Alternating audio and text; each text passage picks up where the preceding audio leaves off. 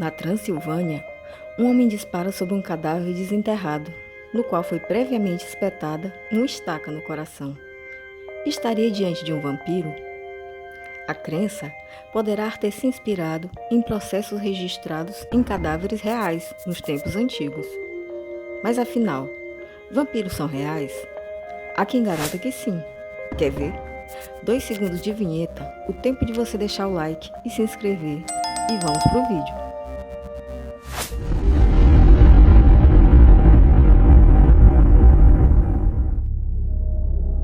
Durante os séculos 17 e 18, uma praga de vampirismo varreu a Europa. Como já afirmava Rousseau em 1762, não havia no mundo uma história tão bem documentada como a dos vampiros. Não lhe faltava nada: processos orais, certidões notáveis de cirurgiões, sacerdotes e magistrados. Desde o início houve céticos, os que não acreditavam, como o próprio Rousseau, ou o escritor Charles Nodier, que em 1822 perguntava a si mesmo como era possível que indivíduos racionais pudessem acreditar no mais absurdo de todos os erros populares. Por que razão houve então tanta gente acreditar em vampiros e até a testemunhar tê-los visto? Obsessão ancestral. Os vampiros eram originários da Europa de Leste. Dizia-se que seu nome significava sanguessuga em eslavo. A crença neles é antiga, tal como demonstrado pelos esqueletos medievais com estacas de ferro cravadas na zona do coração. O interesse pelos vampiros ficou a dever-se, em muito, ao beneditino Augustin Calmet, autor de um tratado sobre os vampiros, em 1751, no qual recolheu numerosos casos de vampirismo. Calmet definiu os vampiros como mortos que saem dos seus túmulos e vêm inquietar os vivos, chupar-lhes o sangue. Quando aparecem, provocam ruído nas suas portas e nas suas casas. Por fim, causam frequentemente a morte. Uma pessoa só se livra das suas manifestações desenterrando-os, cortando-lhes a cabeça, empalando-os, queimando-os ou trespassando-lhes o coração. Uma das primeiras evidências de que um morto se converte em vampiro é a incorruptibilidade do cadáver. Quando os desenterram, os seus corpos estão inteiros, o seu sangue vermelho e fluido e seus membros flexíveis e maleáveis, escreveu Calmet. Mortos-vivos. A conservação de um corpo incorrupto acontece devido a 2 fenômenos bem conhecidos: a mumificação, que ocorre no meio seco e quente, e a saponificação, que acontece quando o cadáver se encontra no meio frio e úmido, comum na Europa Central e do Leste. Durante o processo de saponificação, os ácidos gordos convertem-se num composto ceroso, semelhante a sabão, que reveste o cadáver e evita a putrefação. Um corpo nesse estado não tem a flexibilidade do corpo humano vivo, mas uma suavidade relativa. Por conseguinte, os cadáveres descritos nos tratados vampíricos estavam muito provavelmente saponificados. Outra marca que permitiria identificar um vampiro eram as manchas de sangue que certos cadáveres apresentavam ao serem desenterrados. Calmet deu-nos a seguinte descrição: chupam o sangue em tão grande abundância que, por vezes, lhe sai pela boca, pelo nariz e até pelas orelhas, e outras vezes, o cadáver nada no sangue que enche por completo o seu caixão, e encontram-se ainda com sinais de vida sangue líquido. No outro relatório, lê-se que, quando seus caixões eram abertos, encontravam-nos mergulhados em charcos de sangue, porque os vampiros se empanturravam ao ponto de não conseguirem reter todo o sangue que tinham consumido.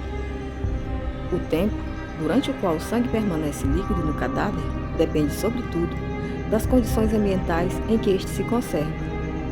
Em condições ideais, com temperaturas frias, o sangue pode permanecer assim durante 3 ou 4 dias, ou até mais.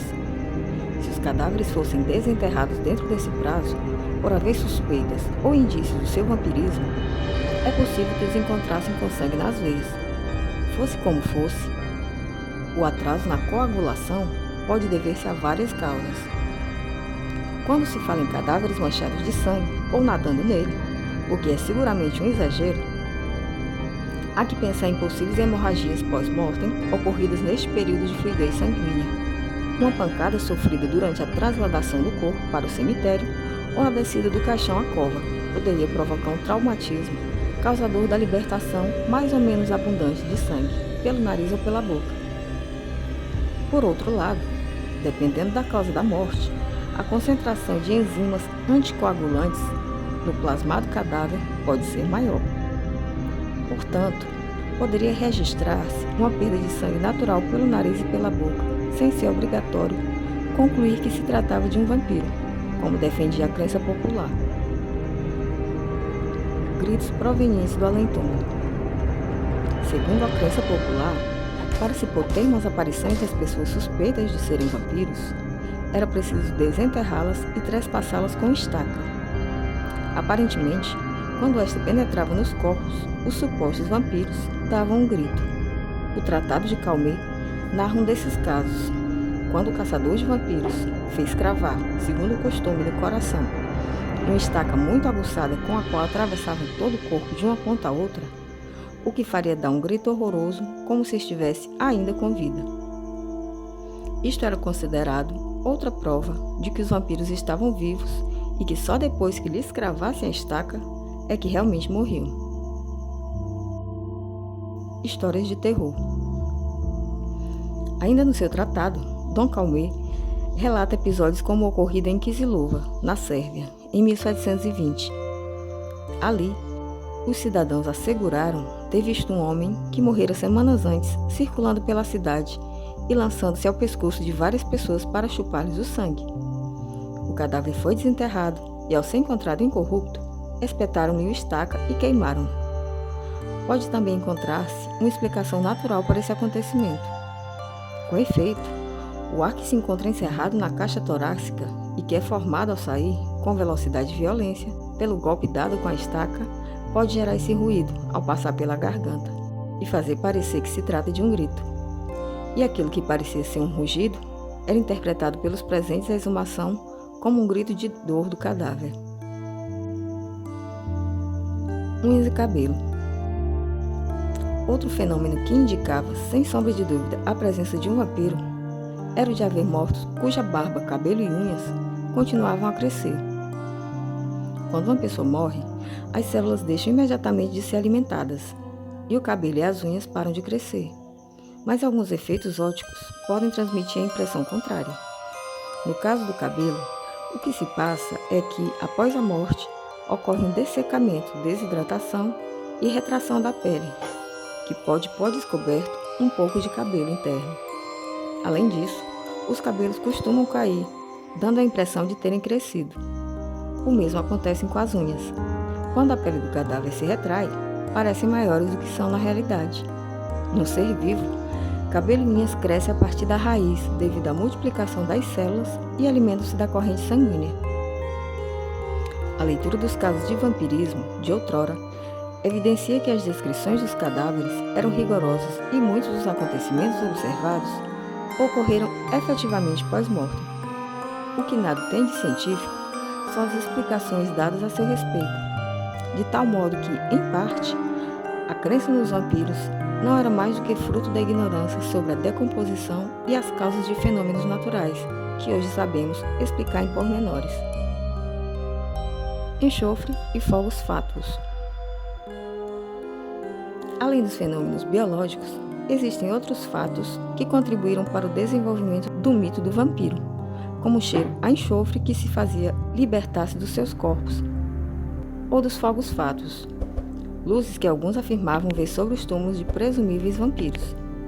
A isto, somavam-se as epidemias e catástrofes naturais que muitas vezes eram atribuídas a estes seres e motivavam incursões aos cemitérios em busca de cadáveres suspeitos de serem vampiros. Como acabar com o vampiro? O medo dos vampiros levou as pessoas a procurarem remédio contra ataques. Para repeli-los, os camponeses da Europa de Leste penduraram restos de alho no pescoço e esfregavam óleo nas crianças e no gado. O mais eficaz, porém, era trespassar o coração dos cadáveres com uma estaca, cortar-lhes a cabeça e queimar os seus restos mortais. Por hoje é isso. Se você gostou desse conteúdo, ajuda a gente, deixa like, se inscreve e até a próxima!